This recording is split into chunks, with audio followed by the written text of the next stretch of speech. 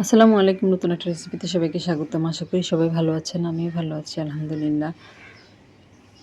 লতি দিয়ে অনেক মজার একটা রেসিপি তৈরি করে দেখাবো। এভাবে লতি রান্না করে খেয়েছেন কিনা অবশ্যই কমেন্ট করে জানাবেন। এজন্য পুরো রেসিপিটা দেখবেন। এখানে আমি হাফ কেজি পরিমাণ লতি টুকরো টুকরো করে কেটে ধুয়ে নিয়েছি আর স্টেইনের মধ্যে দিয়ে পানিটা ঝরিয়ে নিয়েছি। আর এখানে আমি বড় সাইজের 2 পিস রুই মাছ নিয়েছি। আর এই মাছ দিয়ে আজকে আরও একটা সিক্রেট মশলা আছে, ওটা দিয়ে আজকের এই রান্নাটা হবে। এখানে আমি মাছটা ধুয়ে পরিষ্কার করে নিয়েছি। ধোয়া মাছের সাথে আমি প্রথমে দিয়ে দিলাম স্বাদ অনুযায়ী লবণ আর সামান্য একটু হলুদের গুঁড়া। আর লবণ এবং হলুদটাকে খুব ভালো মতো মাছের সাথে মাখিয়ে নেব।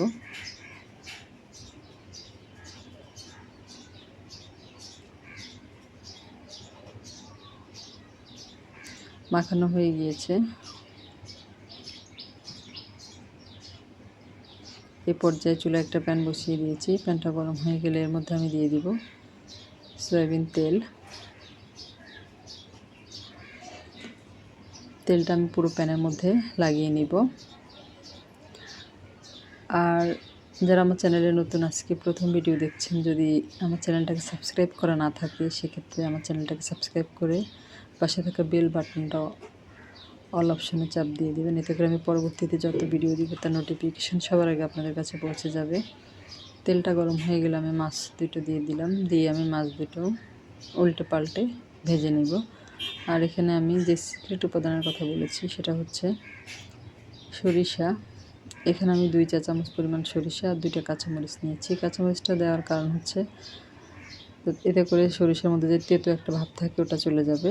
এজন্য 2টা কাঁচামরিচ দিয়ে আমি এটা ব্লেন্ডারে পেস্ট করে নেব। আপনারা চাইলে পাটায় বেটে নিতে পারেন। পাটায় বেটে নিলে কিন্তু আরও বেশি মজা হবে। আর মাছ দুইটা আমার ভাজা হয়ে গিয়েছে, আমি এক পাশে রেখে দিয়েছি। আর চুলায় একটা প্যান বসিয়ে দিয়ে এখানে আমি প্রায় 4 টেবিল চামচের মতো সয়াবিন তেল দিয়ে দিলাম বড় সাইজের 2টা পেঁয়াজ কুচি। আর পেঁয়াজটাকে আমি একটু ব্রাউন করে ভেজে নেব। আর অলরেডি যারা আমার পাশে আছেন আমার বন্ধু হয়ে, তাদেরকে জানাই অসংখ্য অসংখ্য ধন্যবাদ। এভাবে আমার পাশে থাকবেন।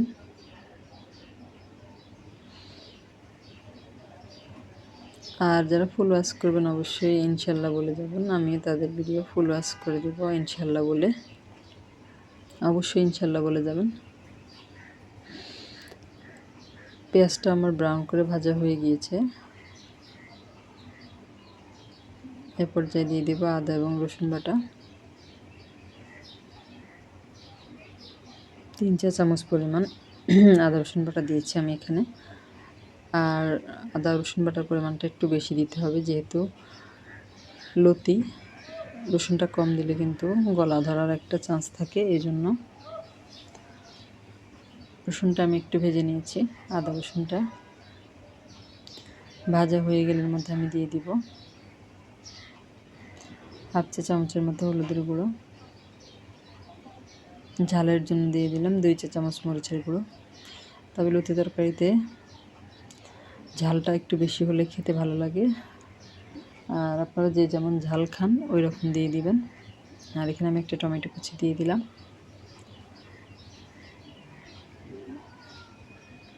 আর দিয়ে দিব যে সরিষাটা আমি 2টা কাঁচামরিচ দিয়ে পেস্ট করে রেখেছিলাম ওটা। আর এইভাবে সরিষা বাটা দিয়ে কিন্তু লতিটা রান্না করলে খেতে অনেক বেশি ভালো লাগে। আর ঝালটা একটু বেশি দিলে বেশি মজা লাগে খেতে। এমনিতেও লতি তরকারিতে কিন্তু ঝালের পরিমাণ বেশি দিলে ভালো লাগে, আমার কাছে যেটা মনে হয় আর কি। আর এখানে স্বাদ অনুযায়ী আমি একটু লবণ দিয়ে দিলাম। মশলাটা খুব ভালো মতো কষানো হয়ে গিয়েছে। এ পর্যায়ে আমি যে বাটির মধ্যে সরিষাটা পেস্ট করে রেখেছিলাম ওই বাটিতে আর একটু পানি দিয়ে আমি মশলার মধ্যে দিয়ে আর একটু ভালো মতো মশলাটা কষিয়ে নেব। আর যে কোনো তরকারিতে মশলাটা ভালো মতো কষিয়ে নিলে কিন্তু তরকারির স্বাদটা অন্যরকম হয়, খেতে অনেক বেশি ভালো লাগে। মশলাটা আমার খুব ভালো মতো কষানো হয়ে গিয়েছে, তেলটা ছেড়ে এসেছে। এই পর্যায়ে আমি দিয়ে দিব আগে থেকে কেটে ধুয়ে রাখা লতিগুলো,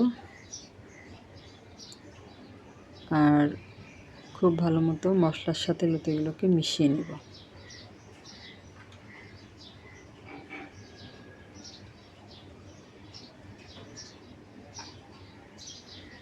ঢাকনা দিয়ে ঢেকে এটা আমি কষিয়ে নেব 3 মিনিটের মতো। তেলটা ছেড়ে এসেছে, কষানো খুব ভালো মতো হয়ে গিয়েছে, আপনারা দেখে বুঝতে পারছেন। আর এই লতি তরকারি দিয়ে কিন্তু 2 প্লেট ভাত খেয়ে নেওয়া কোনো ব্যাপারই না। আর এখানে আমি এবার দিয়ে দিব গরম পানি। আর যে কোনো তরকারিতে গরম পানি ব্যবহার করলে কিন্তু রান্নাটা খুব তাড়াতাড়ি হয়। আর এমনিতে হাইজেনিক একটা ব্যাপার আছে, এই জন্য আমি সবসময় সব তরকারিতে চেষ্টা করি গরম পানিটা ব্যবহার করার জন্য। এবার ঢাকনা দিয়ে ঢেকে এটা আমি প্রায় 7 থেকে 8 মিনিটের মতো রান্না করে নিয়েছি। এই পর্যায়ে দিয়ে দিব আমি মাছগুলো, ভেজে রাখা মাছগুলো।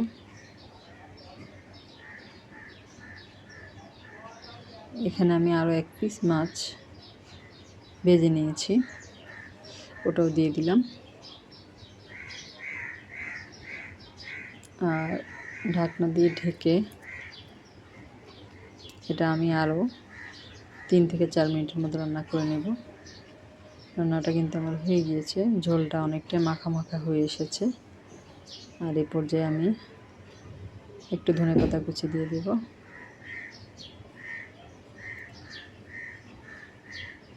অনেক লোভনীয় একটা রান্না, আর খেতেও কিন্তু খুবই মজা হয়েছিল। অবশ্যই বাসায় একবার এভাবে রান্না করে খেয়ে দেখবেন লতি আমার এই রেসিপিটা আপনাদের কাছে কেমন লাগলো কমেন্ট করে জানাবেন।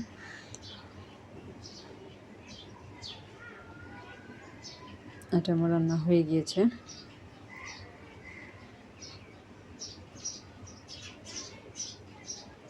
আমি চুলাটা বন্ধ করে দিব, আর সার্ভ করে আপনাদেরকে দেখাচ্ছি যেটা দেখতে কেমন হয়েছে। এটা দেখতে যেমন লোভনীয় হয়েছে, খেতেও খুবই মজা হয়েছিল। মাশাআল্লাহ, আলহামদুলিল্লাহ।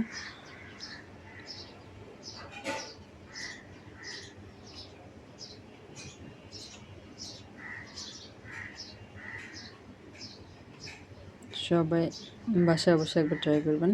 সবাই অনেক বেশি ভালো থাকবেন। আজ এ পর্যন্তই, আল্লাহ হাফেজ।